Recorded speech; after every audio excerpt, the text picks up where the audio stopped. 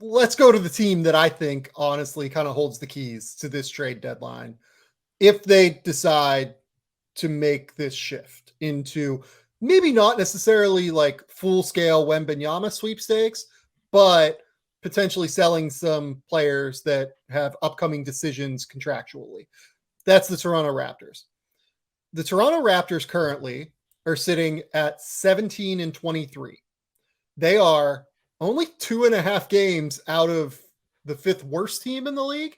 They are currently only 2.5. No, they are 3.5 games out of the top 8 currently. They also have a lot of contractual decisions coming up. Pascal Siakam is signed for a year and a half still, I believe. Right, Danny? Yes, Pascal Siakam. So he all of this year and then next year, but they can theoretically sign an extension in the offseason. How rich an extension depends on whether he makes an All-NBA team this year. Right.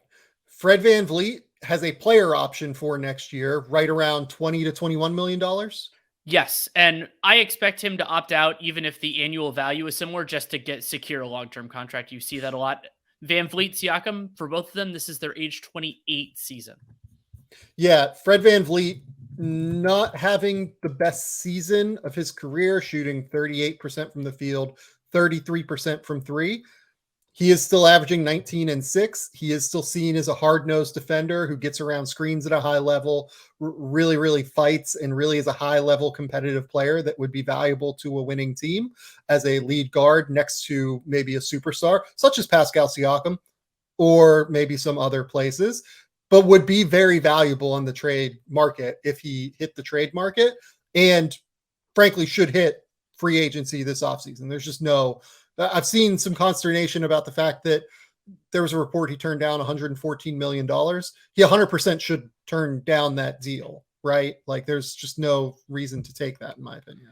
Well, there's also the possibility, like, will that offer be out there or something similar? And he'll also know a lot more about not only where the Raptors are, but where other potential suitors are. And so you commit in that circumstance, then you're committing to the Raptors, and you're not necessarily even, I mean, think about this in terms of various things. You're committing to them having your contractual rights. That doesn't mean they're going to keep you forever. He can't negotiate a no trade or anything like that in terms of on an extension. I'd have to run through his eligibility else. Otherwise, we don't need to do that on this podcast. Right. Gary Trent Jr. is the name that I feel like seems the most reasonable and likely of a potential trade target for other teams. He has an expiring deal potentially because he has a player option for next year at $16 million. Guys who are 6'6" and can shoot and have reasonable defensive value get paid more than $16 million in the current NBA. He is going to get more than that on the free agency market. So I can't see him opting into that player option. Can you, Danny? I would be surprised. I mean, it would presumably, unfortunately, be injury based, but yeah, that would be a surprise. And then, I mean, the other one I'm sure you're going to get to him is OG Anunoby. Anunoby, his contract runs an extra year. So his player option is in the 24-25 season, but reasonable expectation would be that he will opt out at that juncture. So functionally, the Raptors are sure they'll have him for a year and a half, and then after that, TBD. Yeah, Gary Trent Jr. is averaging 18 points, shooting 37% from three, 44% from three. He's on a bit of a heater right now as well. There's no way he doesn't get like 480 on the trade or on the free agency market at the very least, I feel like, if he was to hit the free agency market. There aren't that many teams with cap space, but it does feel like at least one of them would be interested. And then the other thing with a player like Gary Trent, oftentimes somebody making in the $20 million range, it's actually easier to negotiate a sign-in trade because they're matching salaries more than that. It's actually often harder to do one more at the max because that involves so much outgoing salary. But teams have 15 to 20 million floating around. There are going to be a lot of teams that aren't going to be all the way into the tax. So yeah, I don't think it's a certainty, but I think it's definitely above 50%. And you mentioned Anunoby, and Anunoby has a contract next year for $18.7 million. Look, everyone has seen the reports about people think OG Anunoby could fetch a Donovan Mitchell type package. If you believe that, I don't know if he'd fetch quite that much, but he would fetch a king's ransom as one of the best defensive players who very clearly has real offensive upside. I think he's still maybe not scratching the surface anymore, but he is really still improving offensively every single season, using his physicality, becoming a better ball handler, really becoming a better scoring threat in general. Those guys get paid $35 million a year, just straight up. Well, we'll see. I mean, I'm more skeptical of OG's market value in terms of not a trade, but free agency, because if you're not a high volume scorer, generally speaking, like, I mean, we saw Mikal Bridges. Like, I mean, I think the Suns are very happy with Mikal Bridges' contract, but the difference with Anunoby is, I think that he could do a little bit more. He's at least been asked to do a little bit more offensively, and the league is getting better at appreciating what those players do. And so the hope is that there is a market correction that needs to happen, and that correction would benefit Anunoby.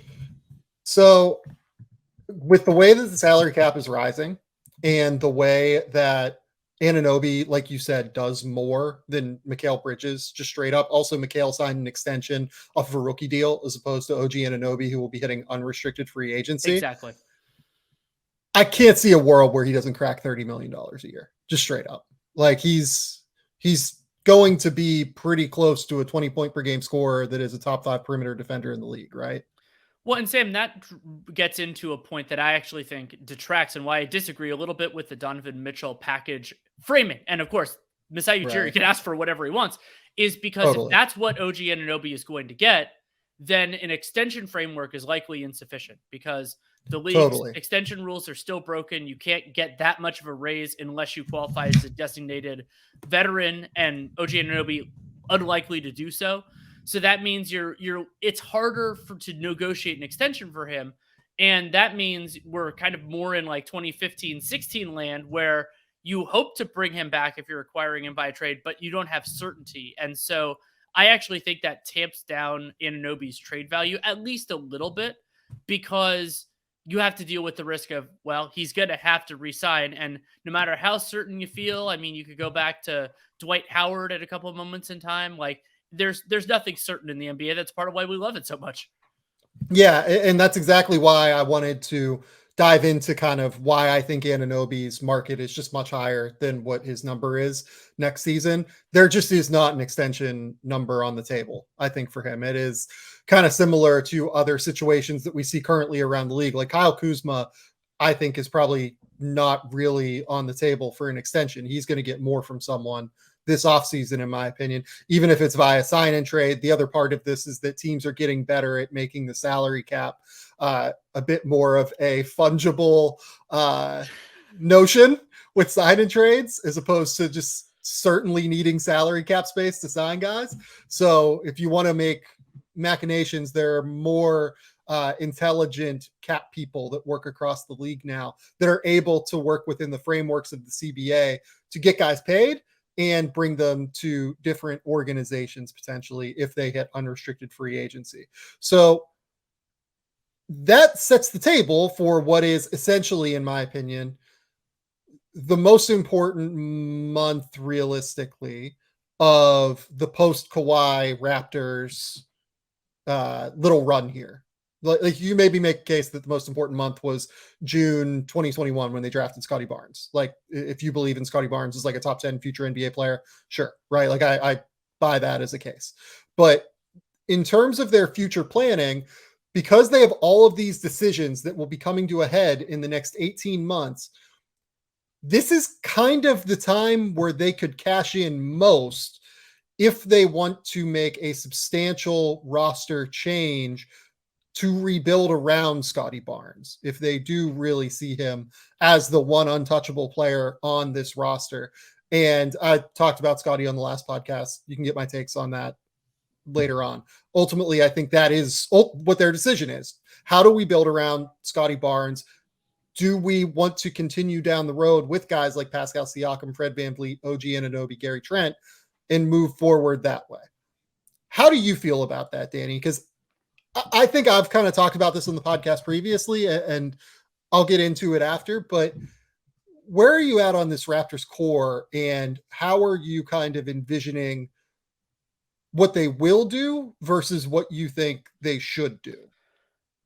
It's such a challenging decision, and this is honestly more of an ownership decision than it is a general manager, though Masai Ujiri can convince ownership to do something if should he feel very strongly. And the reason why is because you have to identify, I think it's more about the present than the future. It's just, are we at a place as the Raptors to like that we want to keep this going? Because I think there's this idea that they could be competitive, and what's so tantalizing for them is they were one piece away before. They got that one piece and then they won a championship. And Yes. Kawhi trades are not available every year, every decade, every half century. Like that's not the thing that happens very often. If I were running the team, I personally don't love the like one of my least favorite places to be as a franchise is the you can win a round but probably won't make a conference finals. Like I personally, and this is that's what this is I don't find that as interesting where it's like you're not going to make that kind of noise. If you can make a conference finals, if you can win a conference finals, make the NBA maybe win a championship, sure, by all means you could do that. But I don't see the Raptors at quite that level.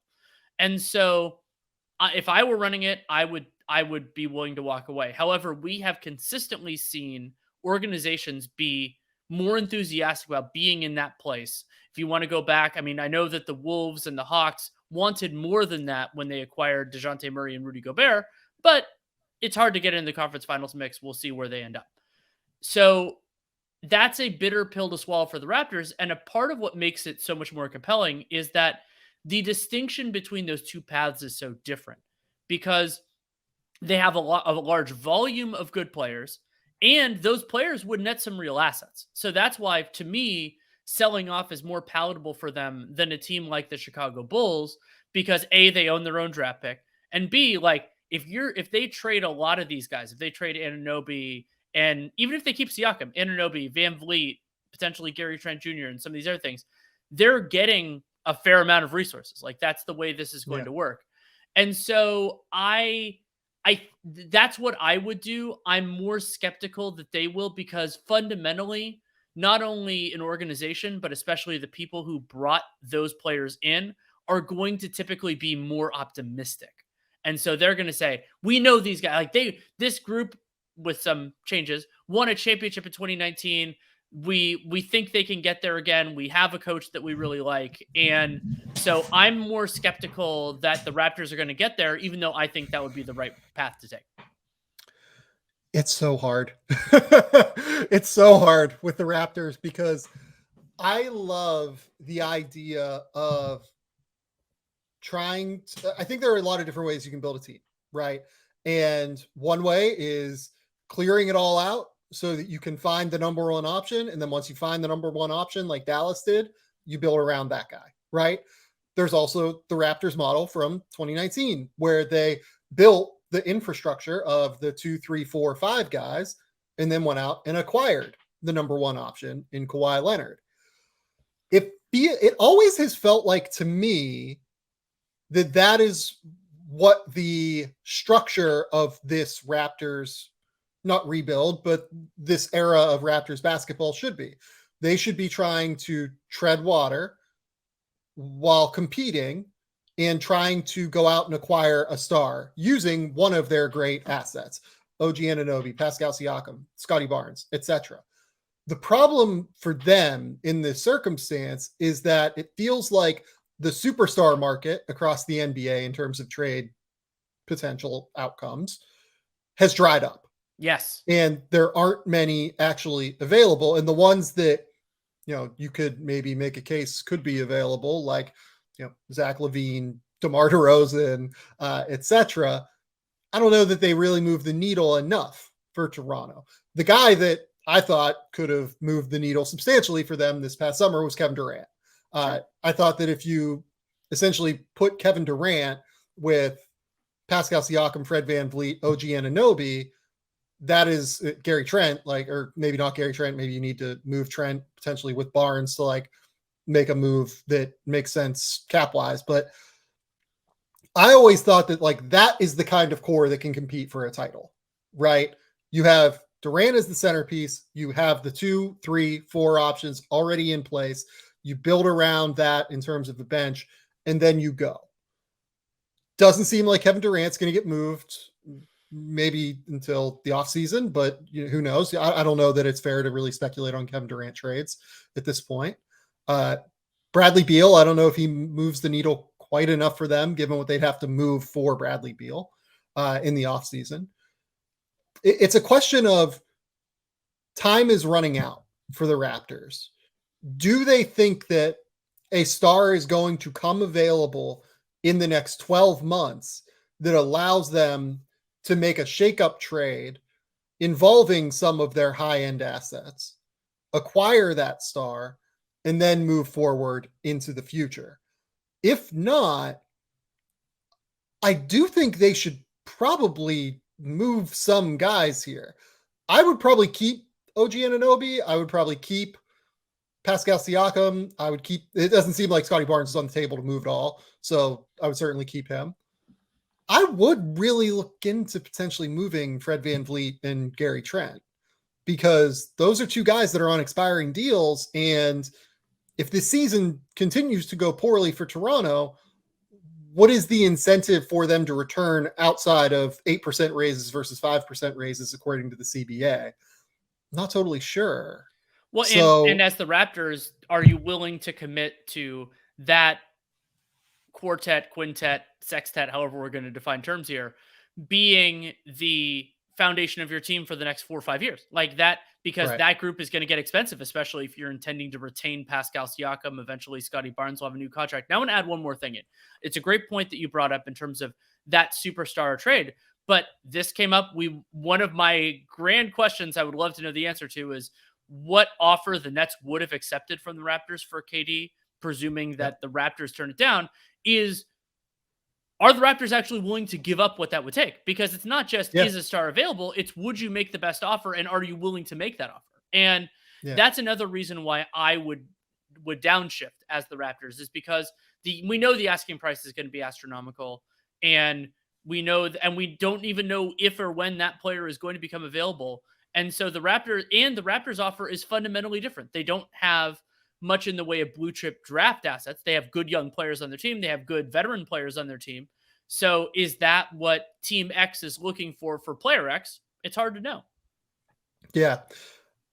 I think that the way to maybe like close this conversation a little bit, because we want to move on to other players as well, is the Raptors, if they decide to sell, fundamentally own the trade deadline. Point blank. Like, if for some ungodly reason, I cannot see this happening, I do not see them moving Pascal Siakam. If they move Siakam is immediately the best player on the trade deadline market. OG Anunoby is immediately the best, most valuable player on the market, because he has a year and a half left on that deal, as opposed to if you try to move him later, he only has a year left. Gary Trent Jr. is a super valuable piece. Like, would you rather have Bojan or Gary Trent for a playoff run?